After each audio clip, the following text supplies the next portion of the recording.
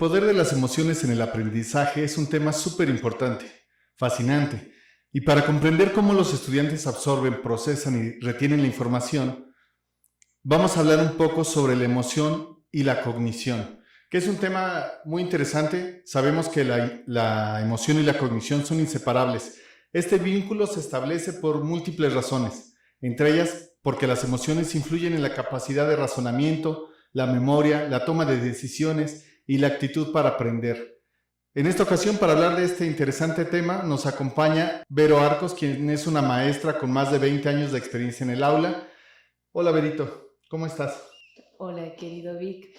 Pues bueno, muchas gracias por la invitación a hacer este podcast. Yo creo que es bien importante que nosotros abordemos estos temas, que discernamos sobre ellos y que de alguna manera reflexionemos de qué es lo que nos corresponde hacer como docentes en el aula para de alguna manera asegurarnos o garantizar que nuestros estudiantes pues aprendan ese conocimiento que tenemos para ellos. Y muchísimas gracias por invitarme a tu programa. Bueno, Verito, a ver, lúcete, dinos tus credenciales, por favor. Bueno, una servidora es lingüista, maestra en literatura mexicana por la Benemérita Universidad Autónoma de Puebla. Y bueno, recientemente acabo de concluir el doctorado en excelencia educativa, cosa que me tiene muy satisfecha, muy contenta. Muchas felicidades. Muchísimas gracias. Y bueno, siempre dispuesta a servir y a contribuir en lo que se pueda para estos temas. Pues de acuerdo con Vizquerra, aprendemos todo aquello que realmente queremos aprender, que tenemos la voluntad de aprender. Las personas quieren aprender aquello que es importante para ellas, para su vida, para su supervivencia. Y como no todo cabe en nuestro cerebro, entonces nuestro cerebro considera lo que es importante y eso es lo que memoriza. ¿Cómo funciona fisiológicamente nuestro cerebro? Bueno, nuestro cerebro tiene dos hemisferios, como ya está bastante sabido y conocido. Los neurólogos, los psicolingüistas, incluso los lingüistas, pues abordamos estos temas para garantizar de alguna manera el conocimiento. Existen estos dos hemisferios, el hemisferio izquierdo, el hemisferio derecho. En el izquierdo es el razonamiento lógico, matemático, el lenguaje, por supuesto, la adquisición de una segunda lengua y bueno, todo aquello que nos lleva a discernir, a argumentar y como bien lo dices, como ir segregando aquello que es importante, aquello que tiene significado en nuestra vida, aquello a lo que le damos sentido e ir separando aquello de lo que no lo tiene, ¿no? Y por otro lado, el hemisferio derecho, que es donde se encuentra la creatividad. Sabemos también por las inteligencias múltiples de Garner bueno, tenemos ciertas habilidades cognitivas. No todos y todas manejamos las mismas habilidades.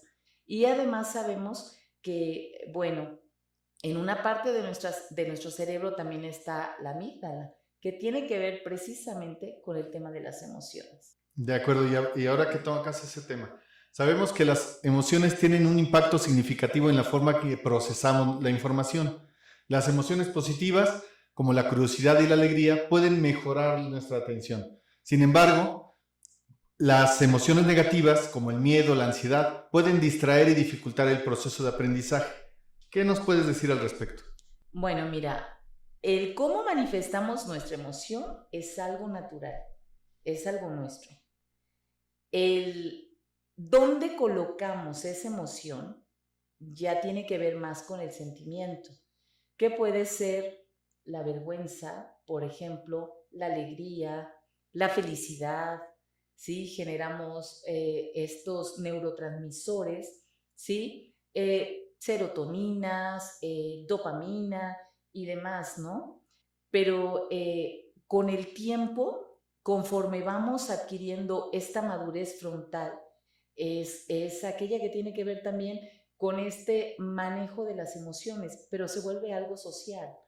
Es decir, nosotros podemos ser reactivos, proactivos ante alguna situación, pero socialmente el cómo nos dirija nuestro tutor, que puede ser nuestro padre, nuestros maestros. Los maestros cumplimos una función importantísima en la manera en la cual nosotros dirigimos nuestras emociones. Es un hilo conductor y tener un buen guía, un buen asesor, un buen maestro en el aula, sin duda, sí garantiza el aprendizaje. En un estudio que realizaron en el Ministerio de Ciencia y Tecnología en Taiwán, a 268 estudiantes de séptimo curso, se investigó sobre el efecto de las emociones positivas en el desarrollo de las capacidades lingüísticas relacionadas con el idioma inglés. En dos grupos, uno de control y otro experimental, se hizo una intervención enfocada en generar momentos de buen humor en los estudiantes. Utilizaban adivinanzas divertidas como recurso didáctico y se encontró que el grupo de control en el que se utilizaba el buen humor, el aprendizaje fue mayor. Incluso estas adivinanzas las llevaban a su mundo cotidiano, a su cotidianidad, y el aprendizaje fue más rápido. Esto se debe precisamente a la hormona que genera la felicidad, que se da precisamente cuando las emociones se encuentran en un ambiente positivo, ¿cierto? Sí, claro. Pero hay muchísimas cosas que nos generan felicidad.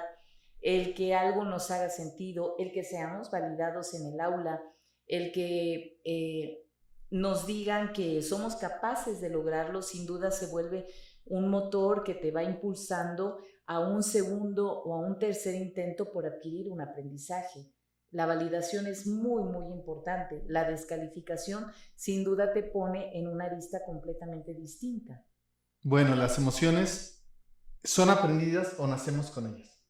A ver, la reacción que nosotros tenemos ante algo cuando somos pequeños es completamente natural. Sí.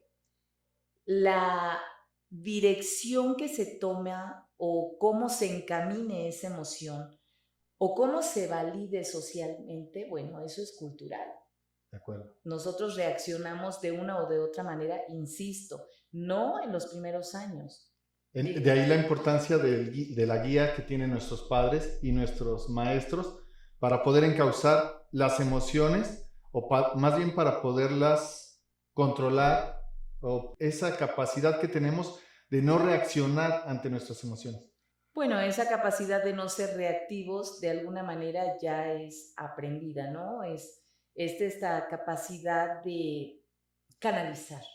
Y eso nos lo va guiando nuestro tutor en turno, ¿no? Ya sea en casa por nuestros padres o en el aula por los maestros. ¿Qué importancia tiene, no? Es cuando nos damos cuenta que a quienes no les ponen límites, quienes no son encausadas esas emociones y se dejan dominar por la ira, por la frustración, entonces llegan a ser adultos con serios problemas, serios trastornos. Bueno, mira, quien está frente a grupo o quienes estamos frente a grupo lo sabemos, o sea, nuestra actitud, y tiene que ver con los ambientes de aprendizaje también. Sí. Están muy vinculadas las emociones con los ambientes de aprendizaje. Todo tiene que ver, ¿no? Si de repente como guía o como docente no eres una persona que se sienta plena, que se sienta feliz con lo que está haciendo, sin duda lo proyectas. Si eres alguien que está comprometido con el trabajo en el aula, si eres alguien que ama lo que hace, que se levanta todos los días y sigue esta dinámica del hacer y del quehacer, diario, y lo hace con optimismo, pues el optimismo contagia. Por supuesto. Sí, sabemos que las emociones pueden modular la atención y la memoria de diversas maneras. Entonces sabemos que las emociones intensas, ya sean buenas o malas, alteran la capacidad de atención. Es decir, un nivel moderado de inquietud puede mantenernos alerta y mejorar el rendimiento. Pero si esta es extrema, entorpece nuestro aprendizaje. Desde tu experiencia en el aula, ¿cómo funciona ese control de emociones para que no se te desborden, pero sin embargo puedas mantener la atención de los alumnos para un tema predeterminado? Bueno, pues mira, la verdad es que hay diversas estrategias al respecto, porque te vas a encontrar en el aula con una multifuncionalidad. Cada uno de los actores en la educación, cada uno de los estudiantes, pues tiene sus propias características y de alguna manera debemos de ser creativos y creativas para poder transmitir ese conocimiento y sobre todo garantizar que hayamos llegado a la meta o cumplido con la meta, porque ese es nuestro trabajo. ¿Sí? De alguna manera observar. La observación creo que es muy importante en el aula, el darnos cuenta quiénes son las personas con las que estamos trabajando, cómo son, cuáles son sus intereses, sus inquietudes y cuáles son las maneras en las que ellos aprenden y ellas aprenden. De qué manera nosotros podemos captar esa atención, y es un ejercicio de ensayo todo el tiempo, de acierto y de error, ¿no? De acuerdo. Las emociones y la motivación son anverso y reverso de la misma moneda. La motivación puede surgir principalmente del valor que le atribuyas a aprender algo, ya sea por el placer de aprenderlo de manera intrínseca o por la utilidad que tiene para alcanzar ciertos objetivos, que es de manera extrínseca. El tiempo nos está ganando, pero ¿qué nos puedes decir para concluir este interesante tema? Algunas estrategias que proponen los expertos para gestionar las emociones durante el tiempo de estudio, pues es realizar ciertos descansos, ¿sí? No es posible tener la atención tanto tiempo, entonces hay que hacer pausas. También las recompensas son bien importantes. Mira, con los años nosotros podemos irnos moviendo más desde nuestra inteligencia emocional, ¿sí? Para valorar esas recompensas. Por ejemplo, si tú tienes un grupo de niños pequeños, no sé, entre 2 y 3 años, y tienes niños entre 5 y 7 años, y entonces tú colocas algo en la mesa y es un premio, y les dices, a ver, niños, niñas, si no toman, digamos, este chocolate hasta el término de tal cosa, de la clase, por ejemplo, ¿sí? La recompensa será doble. Yo te aseguro que los más pequeños van a ir sobre el chocolate de inmediato y no van a esperar a esa segunda etapa. Sí, claro. Pero si son más grandes... No tienen ese control de las emociones. Tendrán control de la emoción y sabrán que lo que viene es mejor. Y conforme vamos avanzando, vamos analizando qué tan conveniente es tomarlo primero o esperarnos a la siguiente recompensa, por un lado.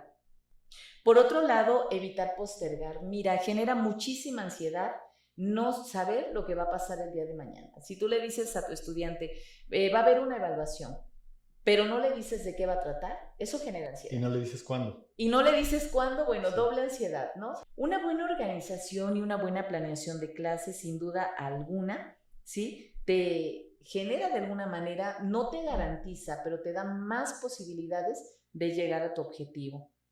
Aprender también a valorar los errores y los fracasos, es decir, no caer en descalificación, entender que estamos en un proceso de aprendizaje y que hay tiempo para llegar a la meta, ¿no? Que no, de alguna manera, no se tiene que llegar de inmediato, sino vas bien, vamos adelante, vamos juntos y lo vamos a lograr, ¿no? Que tenga esa certeza del acompañamiento, vencer las tentaciones. Hay mucho distractor, las redes sociales son un distractor, pueden ser un apoyo, pero también un distractor. El celular, la tableta. Así es, sí. Así es. Y adoptar siempre una mentalidad de crecimiento. Eso es fundamental. Decirle a tus estudiantes que lo van a lograr y que tú estás precisamente, que tú eres la persona indicada, idónea, o que has elegido darles ese acompañamiento para que lleguen a la meta. Eso da muchísima certeza. Creo que uno de los elementos que pudieran incidir de manera negativa en el aprendizaje es precisamente la incertidumbre. Necesitamos generar confianza para que las y los estudiantes nos den ese voto y tengan esa certeza de que de sí o sí van a crecer. Sí, con esas emociones positivas el aprendizaje será más productivo. Así es, Víctor. Pues muchas gracias, Berito, por compartirnos tu experiencia, por participar en este podcast.